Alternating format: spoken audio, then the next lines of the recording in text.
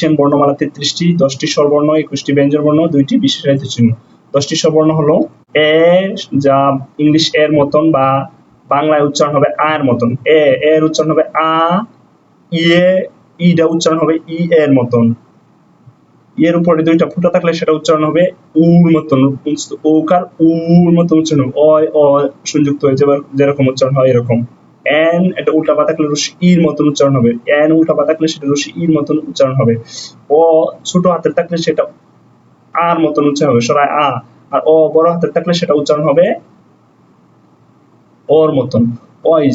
Y সেটার উচ্চারণ হবে রস্য উর মতন। বি আই ছোট হাতের থাকলে সেটার উচ্চারণ হবে রস্য উর মতন। বি আই বড় হাতের থাকলে সেটার উচ্চারণ হবে রস্য ইর মতন।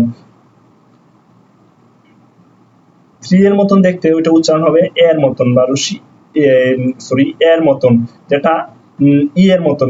ইংলিশ ই যে এরকম উচ্চারণ হয় বাক্যের মধ্যে বসে সেরকম। এইচ এর মতন দেখতে অসংযুক্ত থাকলে সেটা উচ্চারণ হবে ইউ এর মতন। ইউ এর মতন। ওয়াই ইউ ইউ যেরকম উচ্চারণ হয় এরকম হবে। আর উল্টা বা থেকে সেটা বড় হাতের হলে আর উচ্চারণ হবে, আর উল্টা বা থেকে ছোট হাতের হলে ই উচ্চারণ হবে। যেমন উদাহরণ, মামা মামা এ যেটা উচ্চারণ হবে মামা বা মামা মা।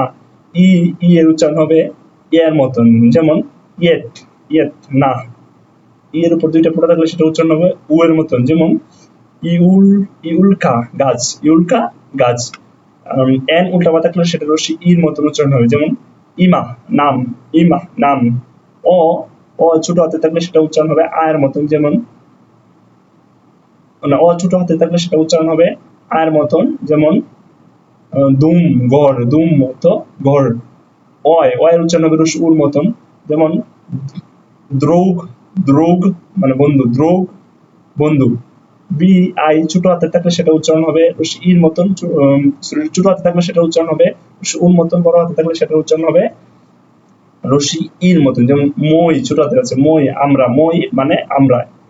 3 এর মতন সেটা উচ্চারণ হবে একার মতন বা রস্যি ই এর মতন, ইংলিশ বর্ণ ই এর মতন। যেমন ইত এটা, এটা মানে এটা, এটা মানে এটা।